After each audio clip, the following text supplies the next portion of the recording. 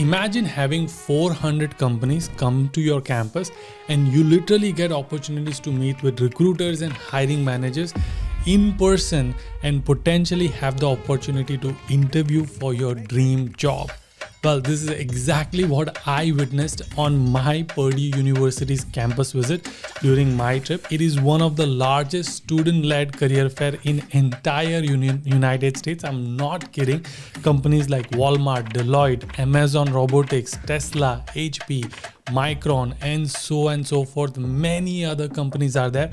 More than 400 plus companies are there. So in this video, I want to break down my entire experience of what happened during the largest career fair that I witnessed, and how are the students planning the career fair and how are they getting the co-ops and internship and interview opportunities. Not only just that, I also got opportunity to talk to a recruiter who shared what are they looking for and how do they make decisions based on the career fair for their hiring plan. Make sure to watch the end of the video where the student also shares how not just the career fair, but then the post-career fair, the things happened and the reality of the struggle that actually student goes through. If you're new to this channel, my name is Yudi, and on this channel, we talk about everything related to studying in United States and building a successful career and life here in United States. All right, for those of you who don't know, career fair is almost like a campus placement, but it's not a campus placement. It is like an exhibition. All these companies come to a specific university where they have their tent or a booth where they are willing to share any information they have. They might be openly recruiting for a specific position, or they're just there to represent their company.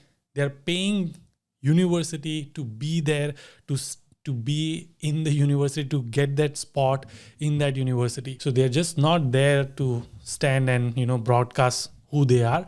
They're also there for hiring and recruiting. So career fair in Purdue University is organized near Purdue Memorial Union, which is like in the middle of the organization, where each company will have their own tents set up.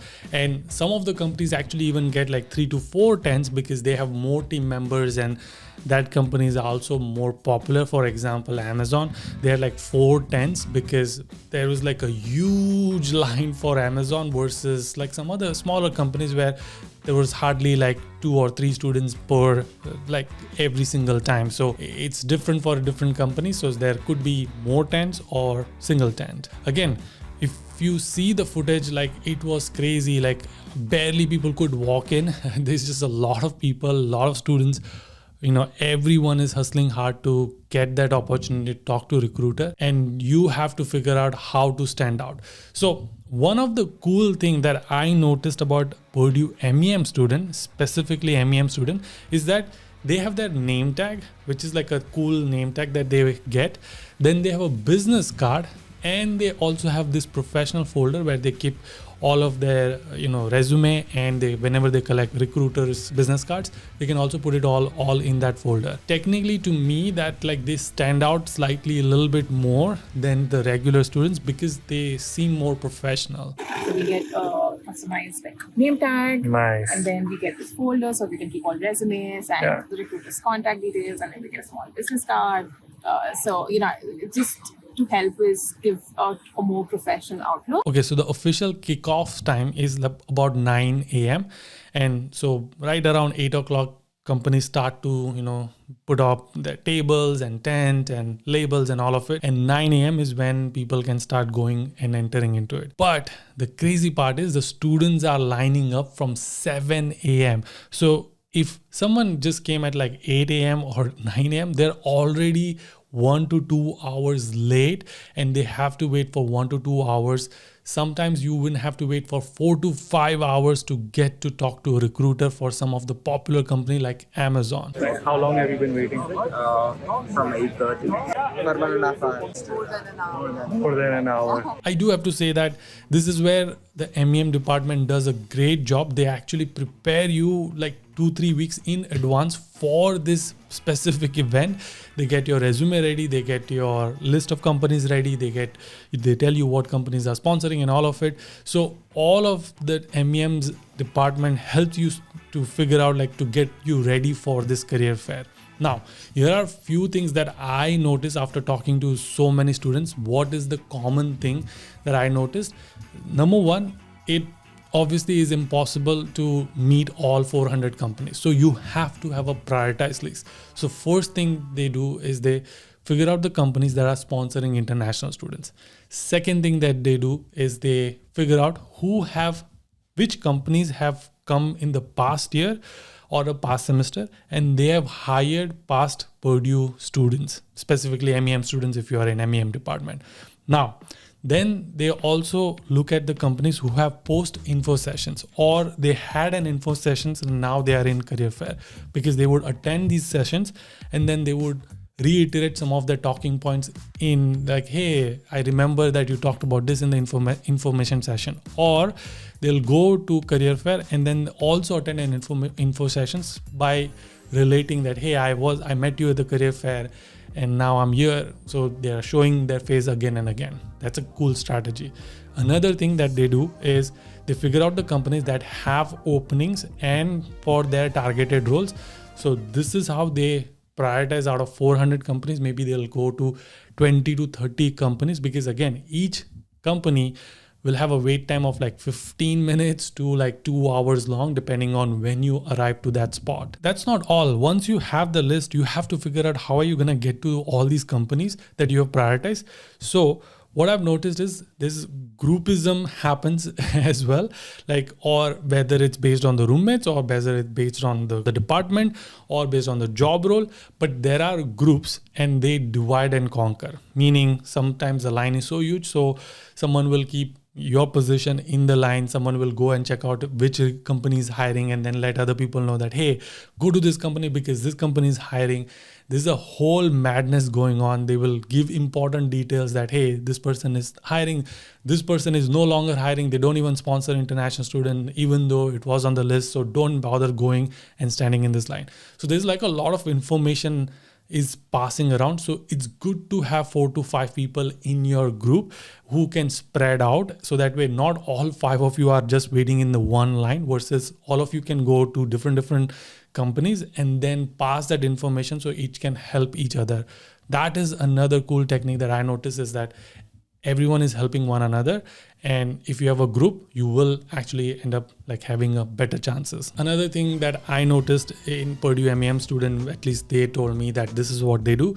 One, obviously they wait in the line. They know that they have to talk to a recruiter or a hiring manager or whoever is there from that team or from that company. They'll do their elevator pitch. They will try to understand the problem statement, the company. If they're hiring, they'll bring up that topic. They'll get their business cards or email address. And they will also connect with them right there and then on LinkedIn, saying like, hey, do you mind if I connect with you on LinkedIn? And then they'll pull up their phone and they'll say like, here's my barcode, you can scan it. Or they will ask them to scan it and they'll scan the barcode, send the request right away, make sure that they know that I send the request with a connection note. And then they will also do a follow-up thank you email to that same person if they've collected the email address, which is pretty cool, because now you're like again and again reminding them that who you are, what you have spoken to. Because again, remember, 400 companies, thousands of students. So it's very easy for someone to forget who you are. So the more you make them remember, the better chances you are at. This is all from students' perspective. But what about the recruiter? Like, who's actually hiring for like different position, and they are there. I actually got a chance to speak to a couple of recruiters, and one of the recruiters who was hiring for mechanical engineer, here's what he said that they look for. So first thing I look for is technical expertise. So that's a combination of a good GPA and good technical experience. Second thing is leadership and communication. We look for candidates that have, leadership positions in organizations, good communication skills. So number 3 would be fit for our company. So do they fit into the culture? We have a rotational program. So do we think they're actually interested in a rotational program? Now, I know most of you are going to say like, career fairs are not important. They don't hire international students. They don't sponsor and all of it. I totally get it. And I hear you. Your seniors might have gone through that phase. That does not mean that you should not go. Let them not go to the career fair. You should still go, because who knows, meeting one of the career fair recruiter can help you connect to another recruiter friend of theirs, and maybe that will turn into an opportunity. So I think you should absolutely attend career fairs. And if you think that you don't get hired, check out this recruiter, how they make a hiring decision based on the career fair. So we're going to get together at the end of the career fair and we're going to look through the resumes, remember who stood out to us, especially if you came to the networking events and other things earlier in the week. Like we get presentations. If we remember your name and face, that'll help you stand out. We go through it. We pick who we want to move forward for the next round of interviews, and like to make decisions, that day or the day after. So. And if this is not enough, then please watch my podcast with Tanvi or Maya. They both are Purdue MEM students, and they will share how career fair actually helped them as well, and how their conferences and career fair actually even help. So that is the craziness that goes on for 2 days. Students are exhausted. They are going here and there. Here are some of the experiences of students who have attended career fair. It's been busy, and I had a little bit of a hard time yesterday. It was overwhelming, but at this point I feel like everyone's actually getting into the groove. It's taken about a day to actually get through lines and a few hours, but it's been fun, and like everyone's ready. And this is the big career fair that you see in front of us, and it's been lovely. It's been tiring. Yeah, it's been it's lovely. day 2. Yeah, it's day 2. Yeah. Yesterday was big tiring, and there are many companies, many opportunities. How long people will be waiting Yeah, man, this is crazy. Yesterday it was like 2 to 3 hours. for just one company? And you know what? It does not end there. It actually, some of these companies have a follow-up sessions. Like Walmart have their own session. Tesla has a Tesla Day at Purdue. Amazon has an Amazon Talks. And then there's a business department who have their own consulting fair and career fair, where as a Purdue student, you can go to all of this career fair, which is amazing. And students actually go to all of them, which is mind-blowing to me. But don't you guys have Amazon session? We do have it. 5 minutes? Okay, cool. And then you guys are giving the tours? You have Amazon? Then we'll be attending the Walmart session. Now they just finished 6-8 hours of career fair and now going for Amazon session, then Walmart session, consulting career fair. These guys are crazy. So as I was wrapping my day, and I ran into another student in one of the buildings who was completely exhausted, because not only he attended 8 hours in the career fair, probably he woke up like an hour early to get there.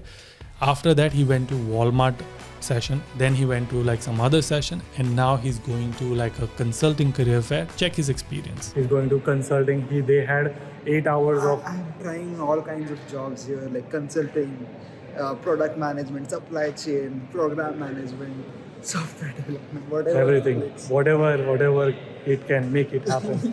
Nice. But poor thing, you did 8 hours in the morning, then he attended Amazon session, Walmart session, now he's going to consulting session. Struggle is real. As you heard, struggle is real. But what I like about Purdue's, students' attitude is that everyone had a singular focus, that they have to get the co-op, they have to get that job, they have to get their internship. And I can see that in their energy, where everyone was out there to get the job. I am not saying that just going to a career fair is going to get you a job. I'm just saying that is one more opportunity that increases your probability to get the job. So don't miss out on anything that is already offered by a university. I actually love Eric, who's a senior director of Purdue MEM. He was the kind enough to let me experience this myself, so I can document it. But again, he shared like how he goes above and beyond to help the students in their job hunt journey as well. So it's not always about the location of the university, because I know Purdue is in a small town in middle of Indiana, 2 hours far is Chicago. So it's not in a big city, but I actually like what the university does for the students themselves.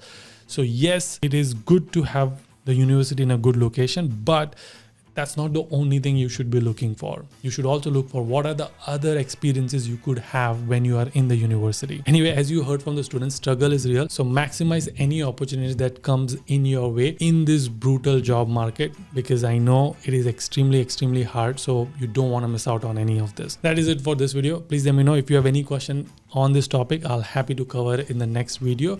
And if you need any more details on how Tanvi and Maya got their job, who are Purdue MEM students, I'll put them right here so you can check them out. I'll see you guys in the next one. Until then, keep smiling and keep hustling. You gotta hustle every single day.